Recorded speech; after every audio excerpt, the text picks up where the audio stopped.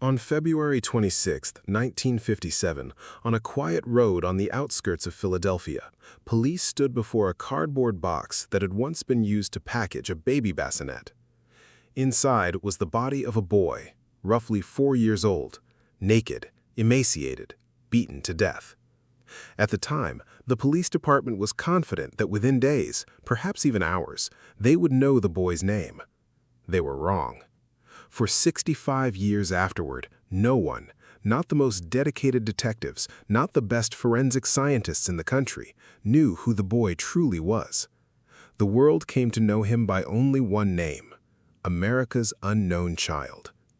It became one of the most baffling mysteries and one of the most heartbreaking stories in American criminal history.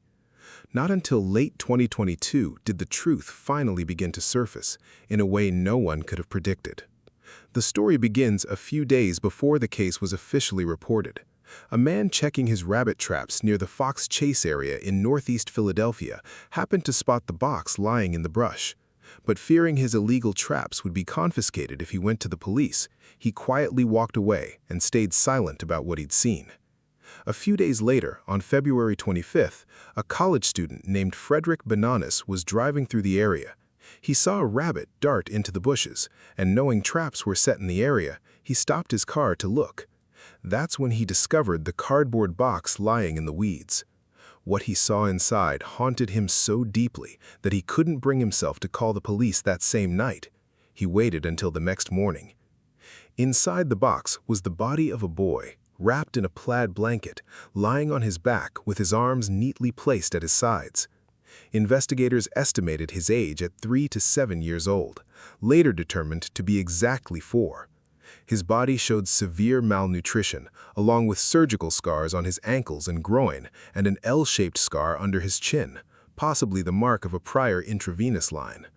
His hair had been recently cut, and investigators believe this may have happened after his death as an apparent attempt to obscure his identity. The cause of death was determined to be blunt force trauma.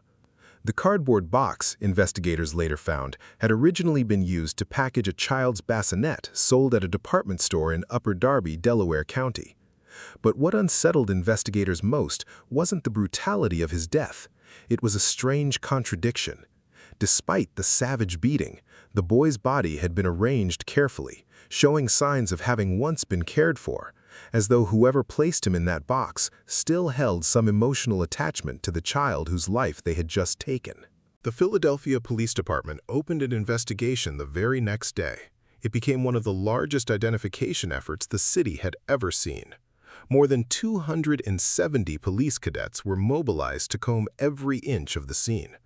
The Philadelphia Inquirer printed and distributed 400,000 flyers bearing a sketch of the boy's face, posted across the city, and even inserted into every resident's gas bill. Police took the boy's fingerprints, confident an identification would soon follow. But no one reported a missing child matching his description. Not a single useful lead came from the hundreds of thousands of flyers distributed. The only physical evidence police had consisted of just 3 items: the box, the plaid blanket, and a blue baseball cap found nearby. Police traced the cap to the store that sold it, but the buyer was a lone, unidentified man who was never tracked down. The case, once expected to close within days, became one of the nation's most notorious and intractable cold cases. Over the following 60-plus years, the case drew the relentless pursuit of generation after generation of investigators. Most notable among them was the Vidocq Society, a volunteer group of former police officers, prosecutors, and forensic experts dedicated to solving cold cases. Its founder, William Fleischer, pursued this case for decades, refusing to let it fade into obscurity. Over the years, dozens of leads and theories emerged, but it's important to note clearly, most of these theories were never officially confirmed by police. They were investigative leads or rumors that the press pursued across decades. Some families from afar came forward, believing the boy was their long-lost son, and requested DNA testing to confirm it. But every result came back negative, including one case spanning 2013 to 2017 involving a family in Memphis, pursued vigorously by the Vidocq Society, before being ruled out entirely through genetic testing. There were unverified folk theories about a family living near the scene who had fostered many children and had been suspected for years but never charged for lack of evidence. And there were accounts, never publicly confirmed by police, from an anonymous witness who reportedly described a situation of family abuse connected to the boy, though that detail was never matched to any concrete physical evidence. The boy's body was initially buried in an unmarked grave reserved for those without identified next of kin. In 1998, through community efforts, he was reinterred at Ivy Hill Cemetery in the Cedarbrook section of Philadelphia, with a headstone reading, "America's Unknown Child." Ever since, local residents have regularly left toys, flowers, and stuffed animals at his grave, a quiet way of making sure he was never entirely forgotten. The case's true turning point came only through a technology no one in 1957 could have imagined: forensic genetic genealogy, the same technique that has helped crack many other famous cold cases across the country.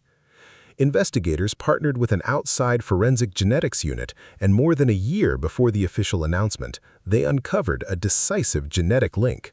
A second cousin of the boy had uploaded his own DNA to a public genealogy database, purely for personal reasons, such as researching family history, with no idea he was holding the key to a case that had gone unsolved for 65 years. Forensic genetic genealogist Colleen Fitzpatrick described the process as akin to assembling a massive Sudoku puzzle. Because the body had been buried since 1957, the DNA recovered was only fragmentary. She likened it to tiny scraps of confetti. Scientists had to piece together each fragment so that every familial relationship, both across generations and within them, lined up consistently, like solving an immensely complex logic puzzle, until the final missing piece turned out to be the very person they were searching for. From this genetic lead, police traced the boy's maternal line, obtained a court order to access vital records, and found a birth certificate matching the description. Finally, through DNA testing on the paternal side, they confirmed both of the boy's biological parents.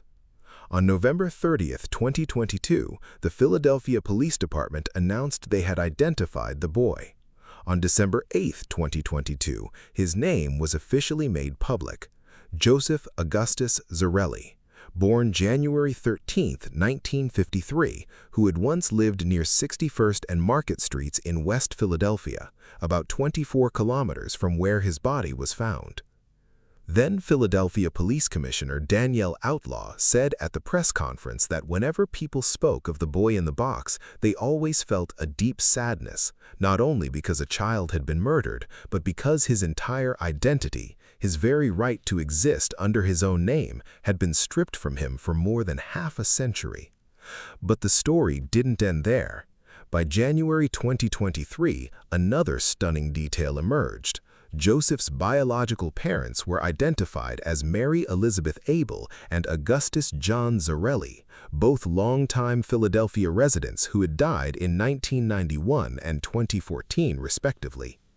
According to police, the couple separated around the time Joseph's body was discovered, and they never reported him missing. They had two other daughters together. Both parents went on to remarry and have more children, their lives continuing on entirely as normal, while their son lay in an unmarked grave, cared for and remembered by strangers for more than 60 years. Most strikingly of all, even though the victim's identity has finally come to light, whoever killed Joseph has still not been publicly identified. Police Captain Jason Smith stated that they had some suspicions about who might be responsible for the boy's death, but declined to elaborate further, since the case remains an open homicide investigation. In other words, the question of who was this boy has finally been answered after 65 years of waiting, but the question of who killed him and why his own parents never reported him missing remains a mystery still hanging unresolved to this day. The case of Joseph Augustus Zarelli is a reminder that justice, even delayed by decades, can still find its way home, as long as someone keeps searching. The very DNA genealogy technology that cracked this case is now being applied by Philadelphia police to dozens of other cold cases spanning from 1957 all the way to 2022, in the hope that this city will never again have to bury another unidentified victim. If this story haunts you the way it haunts me, leave a comment. Why do you think Joseph's biological parents never reported their son missing? And don't forget to follow the channel for more of America's most gripping unsolved mysteries.